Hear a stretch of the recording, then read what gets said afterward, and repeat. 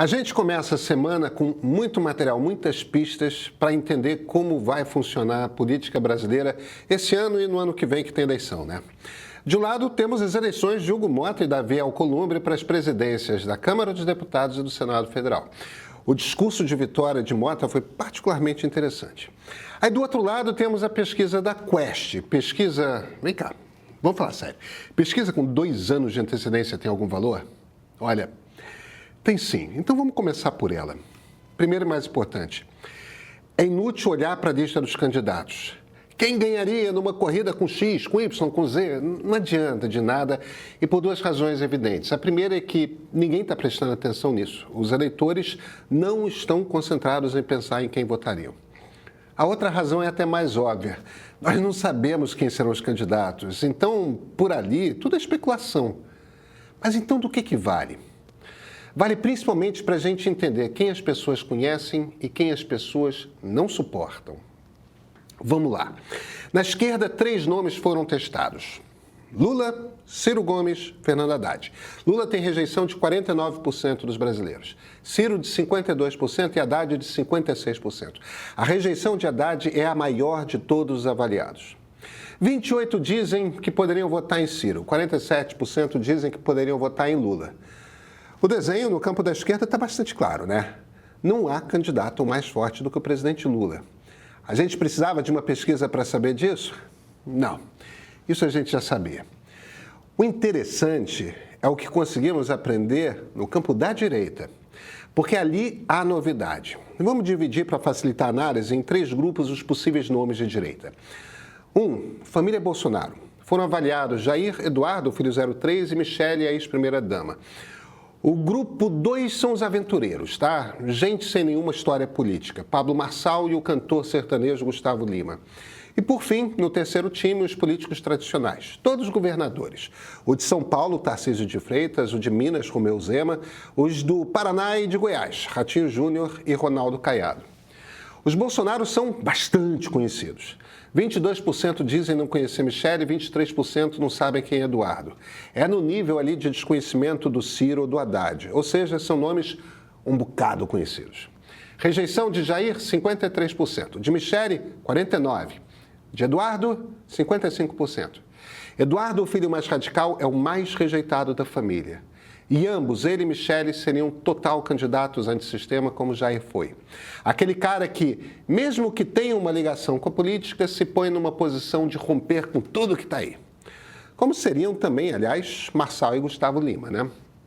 Então, vamos trabalhar com uma conta um pouco diferente. Os governadores são muito desconhecidos, tá?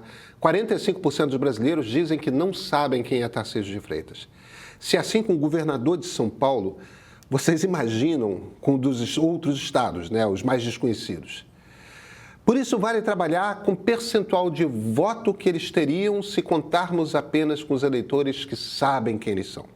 O Felipe Nunes, da Quest, fez essa conta. Caiado é votado por 81% dos que o conhecem. Zema por 74%, Tarcísio por 62%. É muito alto e mostra de uma rejeição bastante baixa. É suficiente para ser presidente? Claro que não. 68% dos brasileiros não têm ideia de quem é Ronaldo Caiado. Ele precisa fazer desde cedo uma campanha para se tornar conhecido. Todos eles precisam, até o Tarcísio. Mas vamos comparar com os outsiders? Pablo Marçal tem o apoio de 50% dos que sabem quem ele é. Gustavo Lima e Eduardo Bolsonaro conseguem 44%. É incrível a diferença. Prestem atenção nisso, tá? Quem conhece os políticos tradicionais demonstra vontade de votar neles. Quem conhece a turma da direita antissistema parece hesitar em votar. Esse é um sinal bastante importante. Por quê?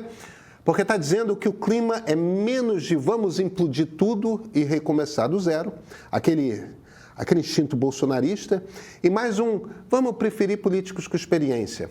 São do centrão? Total. São políticos profissionais. A gente já viu exatamente esse clima no voto da direita nas eleições municipais do ano passado.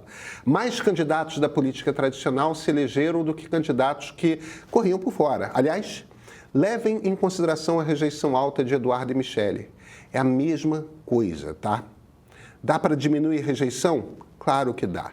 mas é a coisa mais difícil de fazer em política. Diminuir a rejeição ao ponto de transformar em voto é muito caro de fazer quando a gente pensa em investimento em publicidade. Muito caro.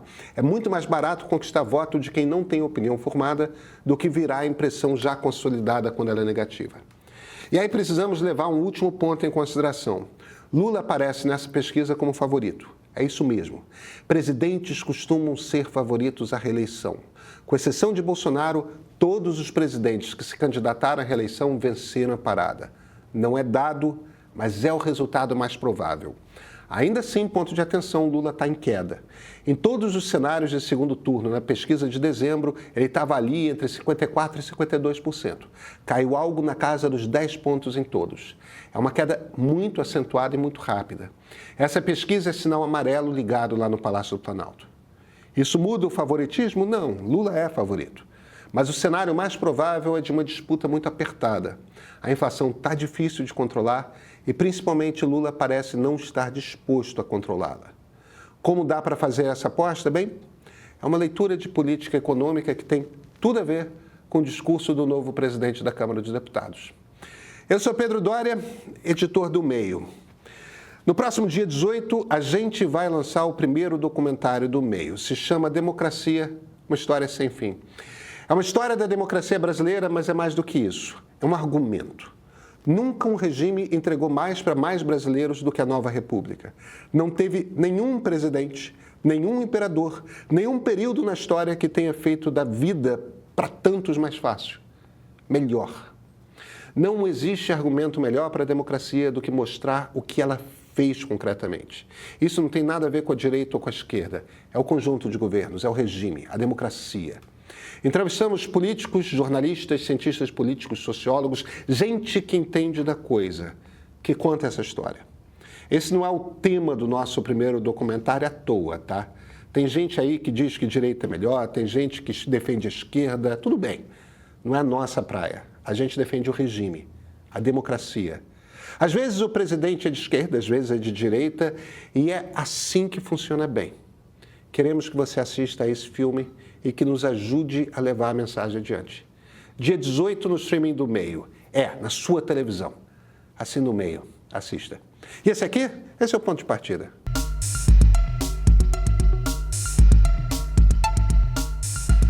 A questão é a seguinte. Nesse momento, o governo tem de fazer uma escolha. Ou cresce a economia, ou segura a inflação. Em outros momentos, dá para fazer os dois. Nesse, não dá. A inflação não é só brasileira, tá? A pressão inflacionária é internacional. O governo Trump, com sua guerra tarifária, tende a piorar isso. O Brasil está com pleno emprego. Quando há desemprego e o governo põe dinheiro na economia para fazer o PIB crescer, isso gera emprego e as pessoas ficam felizes. Quando as pessoas já estão empregadas, elas não sentem tanto. Tem aumento? Pode até ter.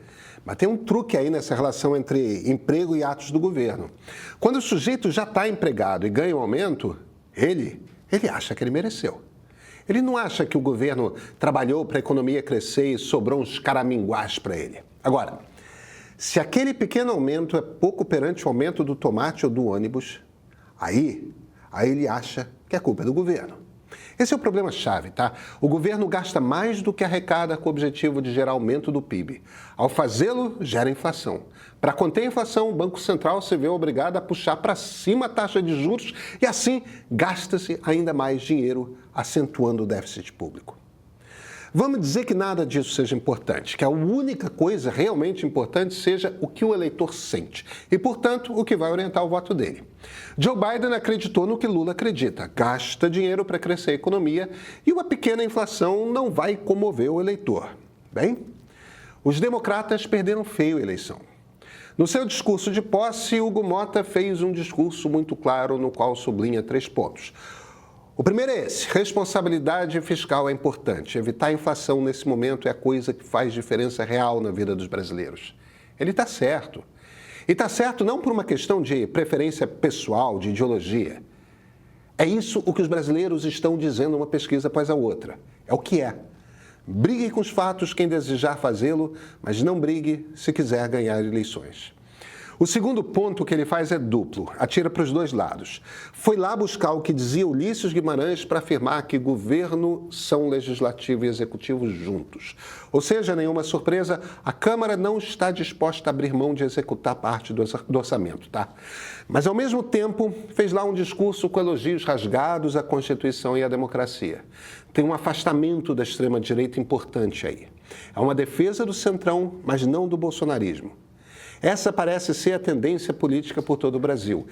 E perante a alternativa, a notícia é boa, tá? A vida para parlamentares é melhor como tá, em que eles têm controle sobre o executivo, do que perante um golpe em que ditador não precisa de Congresso Nacional nenhum, né? Por fim, Hugo Mota mandou um recado para o Supremo, que a transparência dos gastos do Congresso, tudo certo, vamos falar também sobre transparência do Poder Judiciário. Essa é uma briga mais difícil de comprar, afinal tem muito deputado e senador precisando de amigos, não de inimigos lá no Supremo e, claro, no Tribunal Superior Eleitoral. Agora, e nas próximas semanas, talvez meses, a gente vai ver o intricado jogo de rearranjo do Ministério de Lula. Quem entra, quem sabe? Kassab vai ampliar seu poder no governo ou vai perder? O Centrão vai ter ministérios mais importantes? Gleisi Hoffmann vai para o Planalto com a função de infernizar ainda mais a vida de Fernando Haddad? Tudo isso conta. Mas o foco é o foco, inflação e Centrão. São esses que vão definir os próximos 2 anos e quem vencerá a eleição do ano que vem. Esse é o jogo que a gente aprendeu essa semana. Atenção! Esta é uma convocação. A democracia no Brasil está sob ataque. Mas qual o seu papel em tudo isso?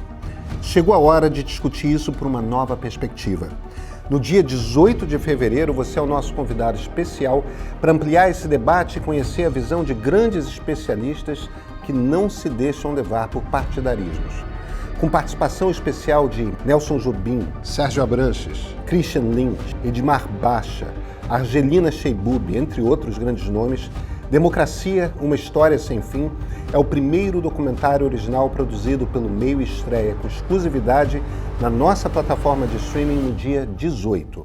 Assine o Meio Premium, apoie a democracia e ajude a disseminar esse debate.